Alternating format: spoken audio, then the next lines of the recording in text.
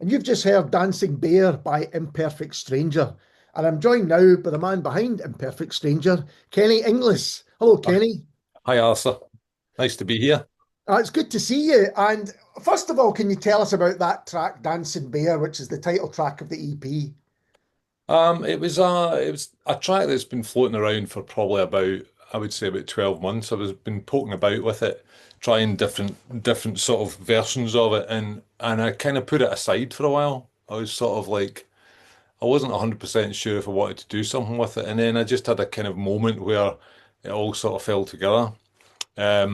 It's the vocalist, this girl called Betty Picciurro, who I met a long time ago, and she just works remotely with me. Right. So it was just a sort of it was one of those tracks that was sort of hanging over my head as a thing that I needed to or I wanted to finish, and I just needed to have the right moment to kind of do it, you know. So it came together, you know, when it actually came together, it came together very quickly. But it's that 90% rule. Sometimes it's very easy to do the first 90% of the song, and then it's very difficult to do the last 10%, you know. That's interesting. I spoke recently about the kind of balances of trying to get music out. And it's from as I say, it's from an EP of the same name, and there's an instrumental version as well. So why did you want to include that? Well, it's something I've sort of started doing. I did a single with Betty before, called "A Single Breath," and I did a vocal version and I did an instrumental. I feel like it's just a kind of it's a sort of interesting thing to do in this day and age when everybody's talking about, everyone's talking about radio edits and shortening things and impact and getting to the point quickly. I just thought, we're getting away from that period of time when it was great to just sort of do what you wanted on records and release what you felt was a nice package, you know. So for me, the instrumental's always quite an important part of the bigger picture, you know. It made me think of back in the 80s and 90s when you would buy 12-inch versions of a record and they would Yeah, often exactly. have Yeah, the instrumental version or something else going on. yeah, exactly. And it's funny. It's like one of these things. It's sort of everything. The fat gets cut off everything now, and sometimes the fat's the good part, you know. So I just feel when I do vocal tracks now, it's good to have. You never really know, who's going to gravitate towards which one. I think some people love the vocal versions of tracks, and some people love the sort of instrumental versions, you know. So it's just an additional sort of string to the bow in these things, you know. And there are another two tracks on the EP. Can you talk a little bit about those? Yes, there was so there's a track called The Near Infinite, which was a sort of I just had this kind of idea about writing this track and it was I mean it was intended to be a kind of average length. Well, I'd maybe sort of top out at about 6 minutes, maybe seven at a push. But I started writing it and I was sort of adding all these bits in and I was, sort of following the kind of natural desire to do this bit here and that bit there, and it was sort of fleshing itself out. And then I looked at the time code on it and it was like 10 minutes 48 or something like that, and I thought I should really cut this down. But then I thought, well, what would we be cutting it down for, you know? So for me, I think it's more quite a recent thing where I'm sort of I'm just writing music in a way that I want to present it. I'm worried, far less worried about, what people think about times and edits and, versions. And it's got to be something that I'm kind of pleased with or proud of. And so 10 minutes 48 was how it ended up.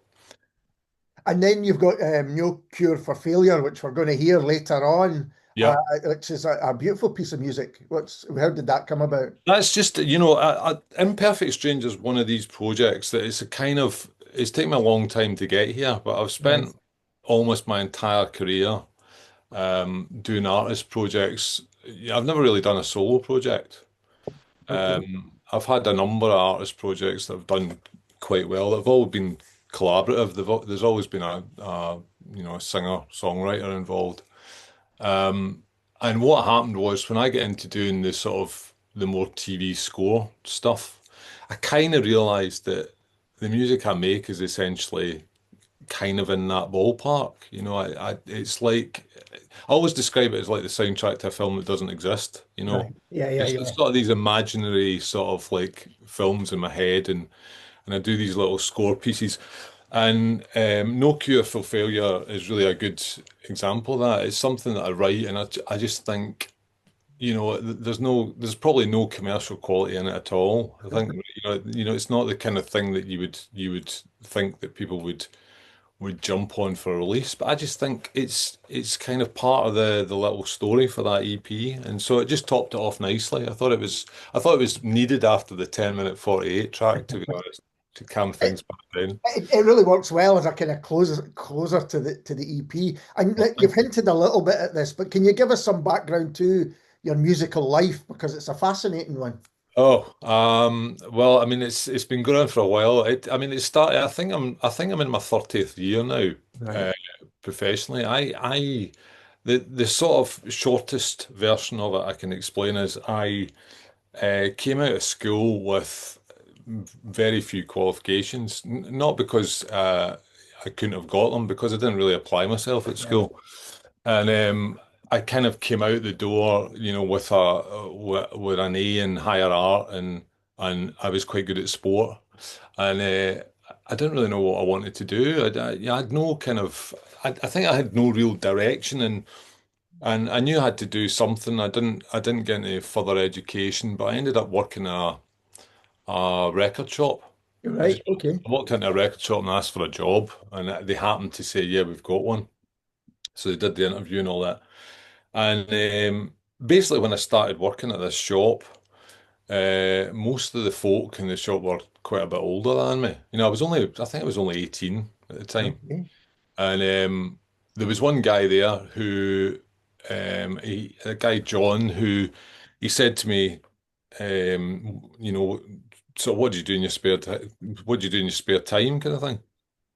And I was very much kind of like riding my bike and sort of bumming about and all that. I said to him, "What do you do?" And he said, "Oh, I make music.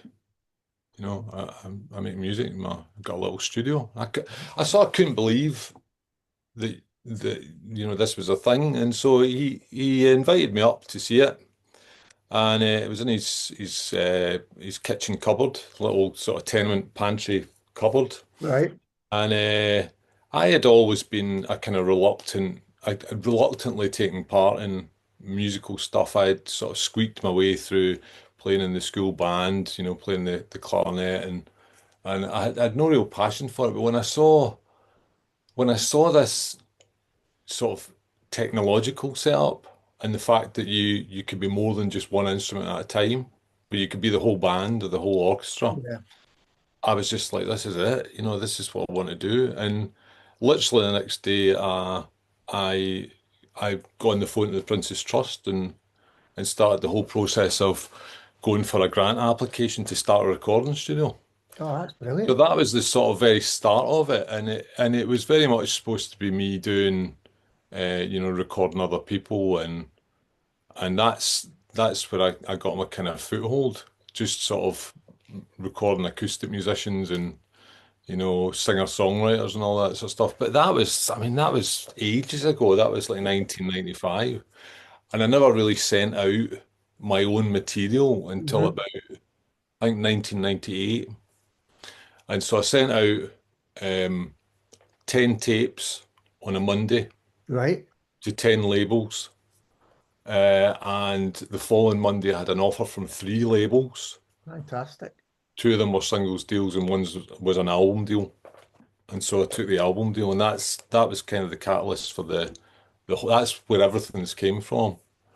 Um, the label put an album out, and HBO picked a track off the album to use in the first episode of 6 Feet Under that went out. So one of the big sort of drama box set type things, and it's all gone from there. It's literally all gone from that moment forward.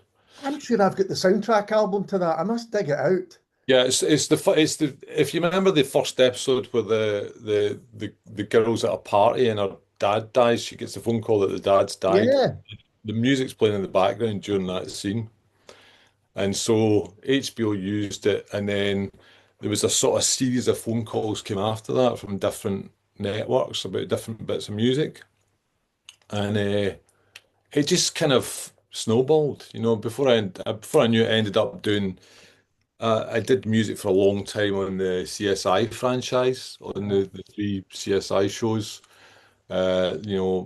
Other sort of American TV dramas like Nikita and Ringer and all that sort of stuff. And then sort of started getting work off the back of that in the UK.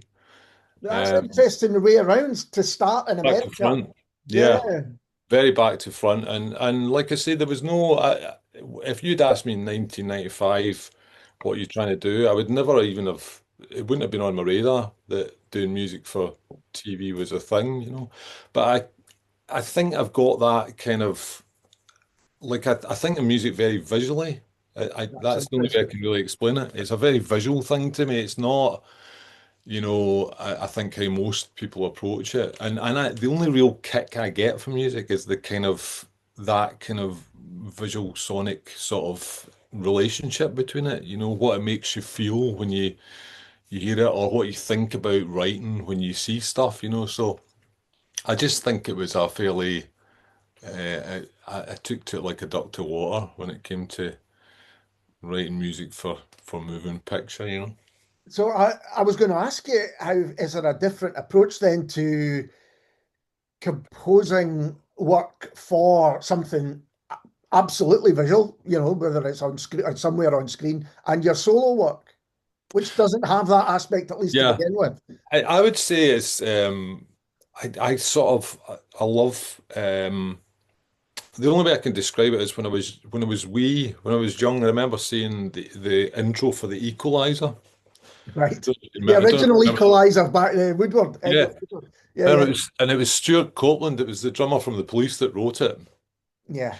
I remember this sort of the feeling of how the tone of it, the sort of tone between the visuals and the music. There's a sort of indescribable thing that happens in there.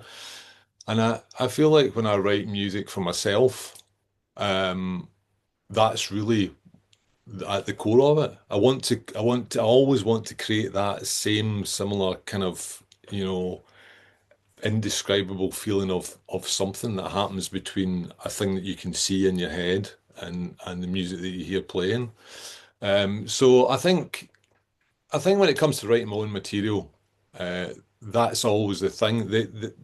On the other side, doing the music for TV and film, everybody thinks it's really glamorous, but it's so frenetic at the best of times. It's so Right. kind of, ideas floating around and things changing, and the edits are constantly changing, so you're constantly moving with the edits and people's opinions and ideas and all that sort of stuff. So I think it's a very different beast. It requires a sort of set of skills that you have to develop over years, I think, to do it, properly. Whereas when I do my own music, I just sit down and Yeah. it kind of comes naturally, it's very easy to do it and have momentum to it, but it's very stop start in the other world. That's a really interesting insight, because my idea would be that you would be given a final piece and No, then no, you would never. soundtrack it, but it's changing constantly and you No, have never. to adapt. I'll tell you the interesting thing is a lot of these programs you don't actually see anything for a long time. Right. You kind of go through a process where you write a kind of almost like you sort of know the subject matter and you know the kind of general tone and you create almost like what's a kind of like a sort of palette, a sort of palette of sonic palette, I would call it, which is just like sort of ideas and sort of your own kind of interpretation of what's going on. And then from that, the director, the producer, the editor, people will pick up certain things that they like and certain things that they hate. You know, quite often they hate quite a lot of it. And then you sort of develop more in the sort of, you weight it more to the stuff that's been picked up on. But I mean, even then, it can go weeks in one direction and then it can do a backflip and start going the other way. There's literally no the process is never the same between two programs, and it's I think people don't really understand how Mhm. much back and forth goes on, No, before it ever absolutely. gets to the final thing. To kind of flip that on its head, are you going to make any visuals, like videos for your Imperfect Stranger stuff? Well, I did an album back in 2022 called Everything Wrong Is Right. Under your own name or Under Imperfect Stranger. It was a sort Imperfect of Stranger? debut Right. album, and I actually made uh, four videos for that album. So there's some kind of quite interesting stuff that's a kind of visual interpretation of the music, which is a musical interpretation of some visual.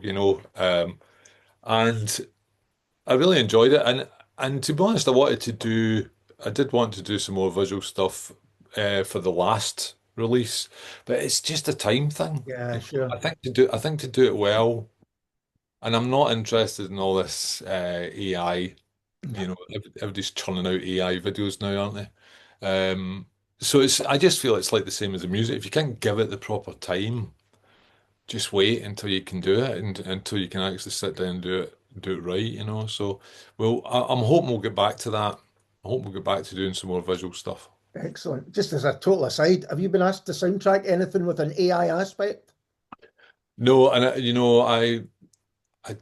don't know what I think about that whole side of things. I don't feel I could really get into to Yeah, doing anything to do with AI. I'm not, got my pitchfork out and kicking up a big massive fuss about it, but I do think it's just to me, we when I was signed to a label a long time ago, one of the things that happened that was very similar was actually the MP3 revolution. It's yeah, not in the same ballpark, but it was when everyone started stealing music and the labels all started shutting down, and iTunes came up with Napster and all the peer-to-peer mhm, networks.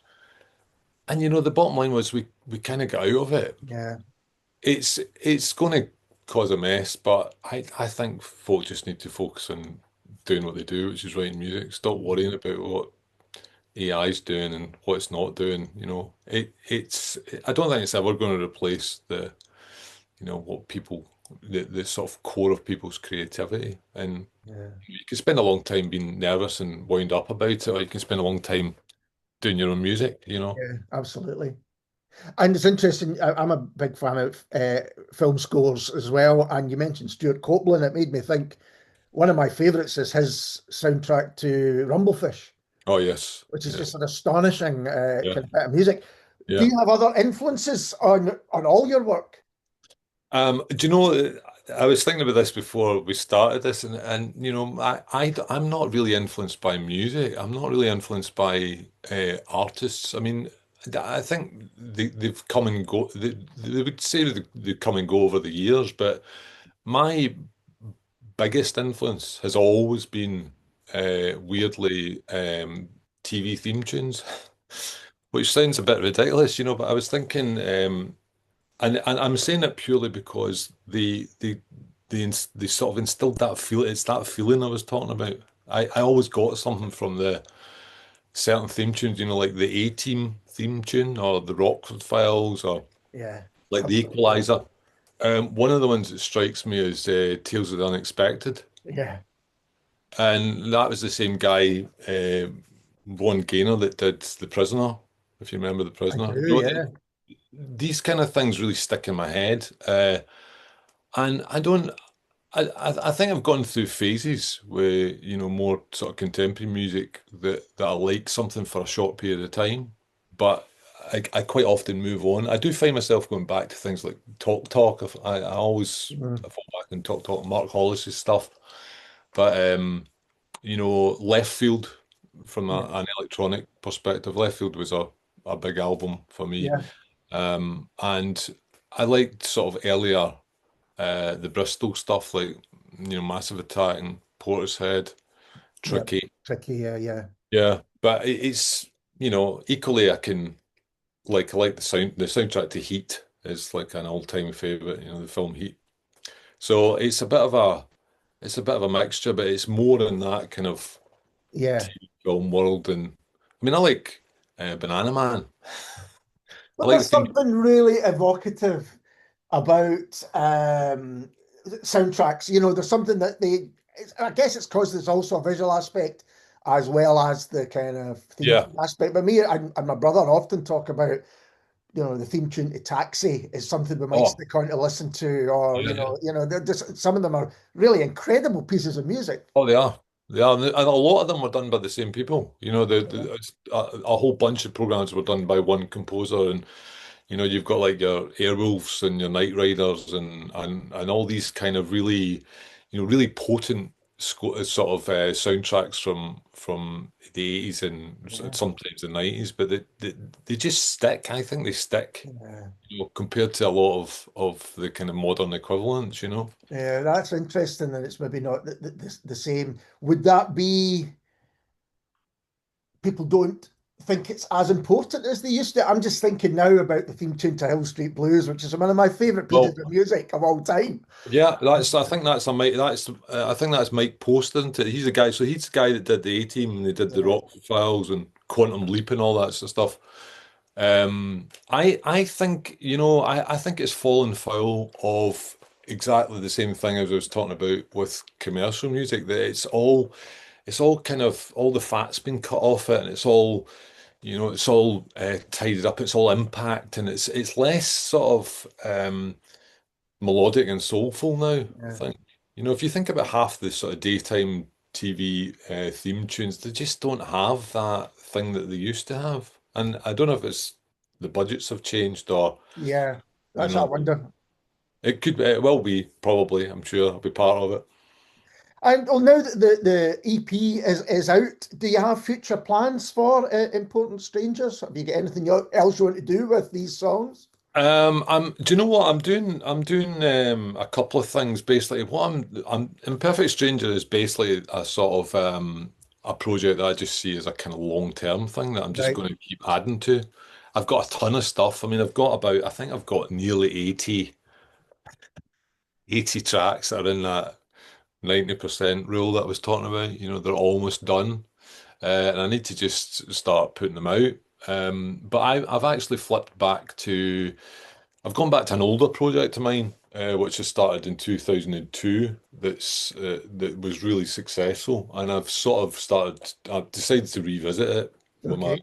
my co-writer. So we've started working on some new material for that. That's a band called Cinephile, and we're going to be putting out some of that. And in parallel, I'll just keep doing Imperfect Strangers releases as and when they sort of come together, which is hopefully going to be a bit faster than the last couple of years. I've been a wee bit slow because I've had score stuff on, but I just need to get stuff finished. That's the main thing. No point in it sitting in, 90% done on a hard drive somewhere. So that's my rule for 2026.